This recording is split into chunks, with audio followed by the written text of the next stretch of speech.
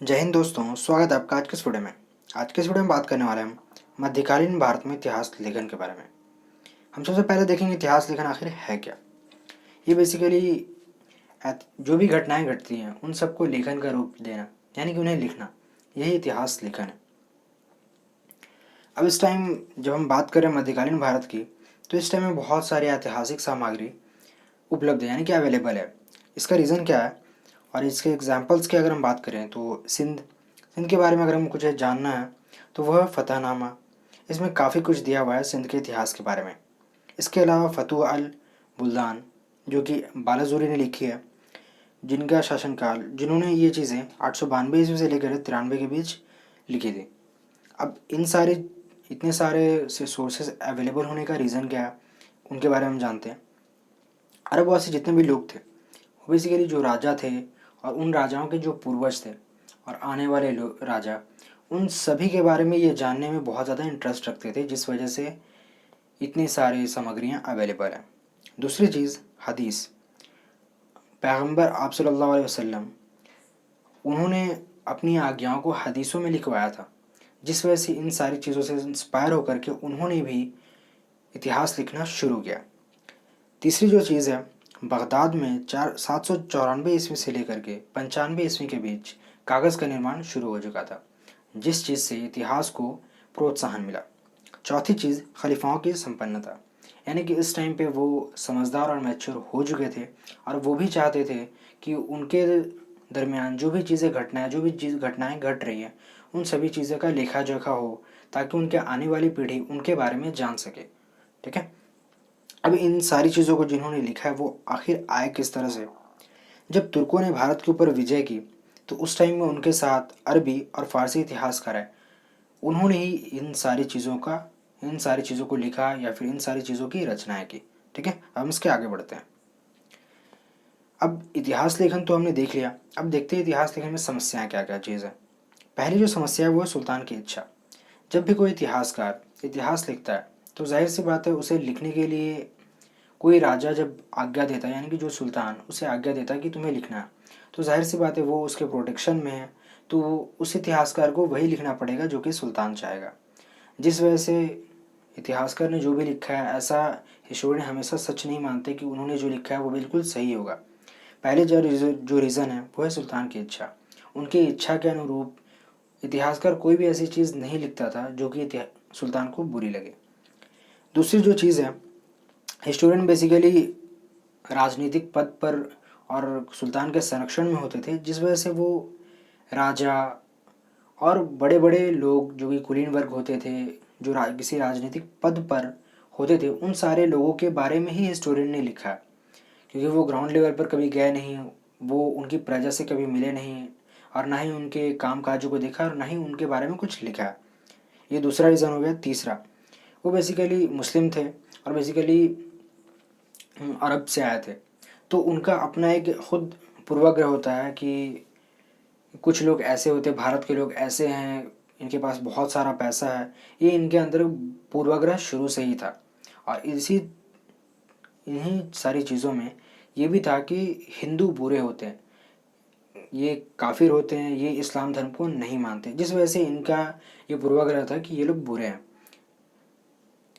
चौथा, सांप्रदायिकता। हम सांप्रदायिकता के बारे में बात कर रहे हैं, तो हिस्टोरियन ने लिखा है कि जितने भी मुस्लिम शासक थे वो उन्होंने भारत के ऊपर आक्रमण किया और जितने भी हिंदू राजा थे उन्हें मारा है। ठीक है, उनके ऊपर अत्याचार किए हैं। तो इस चीज़ को लेकर के जितने भी हिस्टोरियन हैं सभी ने आपत्ति जताई है।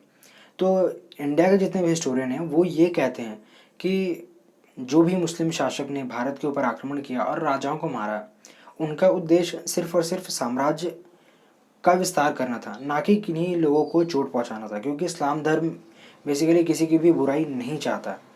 ठीक है, खास करके प्रजा की। तो इसी चीज़ को लेकर उन्होंने ये भी कहा कि उन्होंने जिन लोगों को मारा वो बेसिकली या तो राजा थे या फिर राजा के सहयोगी थे या फिर युद्ध के सैनिक थे, उन सारे लोगों को ही उन्होंने मारा है, जिस चीज़ को सांप्रदायिकता का रूप नहीं दिया जा सकता। ठीक है, तो ये हमने देखे, चार चीज़ें देखी हैं जो कि इतिहास लेखन की समस्या है। सुल्तान की इच्छा के लिए आप कुछ लिख नहीं पाते थे, राजनीतिक कुलीन वर्ग के बारे में ही लिखा है, पूर्वाग्रह इनकी बचपन की आदत थी, और सांप्रदायिकता, कहीं ना कहीं सांप्रदायिकता भी दिखती है इनके इतिहास लेखन में। ठीक है, अब हम देखेंगे इनके इतिहास लेखन की विशेषताओं के बारे में।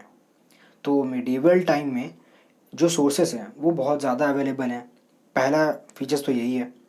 दूसरा है मिनहाज सिराज, ठीक है, जिन्होंने तबकात नासरी लिखी है। ठीक है, इसके अलावा ज़ियाउद्दीन बरनी, इन्होंने भी इतिहास लिखा है। मिनहाज सिराज ने जहाँ पर अपना इतिहास लिखना छोड़ा है, वहीं से ज़ियाउद्दीन बरनी ने इतिहास लिखना शुरू किया। दूसरी चीज़, बड़े बड़े विदेशी यात्रियों ने इतने सारे इतिहास लिखे हैं जो कि मिडीवल टाइम के बारे में जानने के लिए काफ़ी है। ठीक है, तीसरी जो चीज़ है क्रोनोलॉजी, अमित शाह का बहुत ही फेमस डायलॉग है, आप क्रोनोलॉजी समझिए। ठीक है, तो ये बेसिकली वही चीज़ है, यानी एक के बाद एक के बाद एक कालानुक्रम में होती, सारी चीज़ें कालानुक्रम में होती चली गई। अब जो चौथी चीज़ है वो है, हिस्टोरियन ने जब भी लिखा है राजा, राजा के राज्य और राज्य की राजधानी के बारे में ज़्यादा लिखा है। उनका जो मेन फोकस होता वो तो सेंटर के यानी केंद्र के ऊपर होता था, क्योंकि यही वो चीज़ थी जिसके बारे में अगर वो अच्छा लिखते तो सुल्तान की तरफ से उन्हें उपहार स्वरूप कुछ ना कुछ मिल जाता था, उन्हें संरक्षण प्रदान हो जाता था, और तीसरी चीज़ उन्हें हमेशा कुछ ना कुछ अच्छा मिल ही जाता था, उन्हें हो सकता है कभी घर मिल जाता था। ठीक है, इस चीज़ में हम ज़्यादा नहीं घुसूँगा मैं। इन सारी चीज़ों के अलावा जब उनका सारा फोकस सेंटर के ऊपर था, इस टाइम पे उन्होंने प्रांतीय यानी क्षेत्रीय लोगों, गरीब लोगों के बारे में भी लिखना शुरू किया। ऐसा नहीं कि उन्होंने बहुत ज़्यादा लिखा है क्षेत्रीय लोगों के बारे में, उनके काम काजों के बारे में, उनके रहन सहन के बारे में बहुत ज़्यादा नहीं लिखा है, बट हाँ थोड़ा बहुत यहाँ से उन्होंने लिखने की शुरुआत की थी। ठीक है, पांचवा जो है समकालीन साहित्य के स्रोतों का इस्तेमाल इन्होंने किया है। जब भी इन्हें पीछे, जब जिस टाइम पे ये इतिहास लिखना शुरू कर देते हैं, तो वो अपना इतिहास किस तरह से लिखें, इस चीज़ के लिए उन्होंने उस टाइम पे जो भी अवेलेबल इतिहास होते थे उन सारे इतिहास का प्रयोग इन्होंने इतिहास लिखने के लिए किया है। ठीक है, छठी चीज़ है धर्म का प्रभाव इतिहासकारों पर पड़ा। जैसा कि हमने देखा इस टाइम पे जो भी इतिहासकार हमें दिखते हैं वो सभी के सभी मुस्लिम हैं और बेसिकली अरब के इतिहासकार हैं। तो जाहिर सी बात है इनकी जो शिक्षा हुई है वो मदरसों में हुई है, जिस वजह से इनका जो सोचने की जो इनकी थिंकिंग थी वो बेसिकली धर्म के आधार पर थी। ये उस टाइम पे धर्म का बोलबाला भी था। तो इस तरह से इस्लाम धर्म में जैसे ही इन्हें सीख मिली थी, यानी सिर्फ और सिर्फ इस्लाम, कट्टरवाद रूढ़िवादिता की सीख मिली थी कि सिर्फ और सिर्फ इस्लाम धर्म ही अच्छा है। इस टाइम में ह्यूमैनिटी के बारे में कोई कुछ सोचता भी नहीं था। ठीक है, तो जिस वजह से इन्होंने इस्लाम के पॉइंट ऑफ व्यू से सब कुछ लिखा है। ठीक है, तो जैसी इनकी शिक्षा थी उसी के अकॉर्डिंग इन्होंने इतिहास लिखा। तो आज के वीडियो में बस इतना ही था। अगर ये वीडियो आपको अच्छा लगा हो तो प्लीज़ लाइक करें, कमेंट करें, दोस्तों के साथ शेयर करें, और अगर आप इस चैनल पर नए हैं तो प्लीज़ चैनल को सब्सक्राइब जरूर कर लें। तब तक के लिए जय हिंद, वंदे मातरम।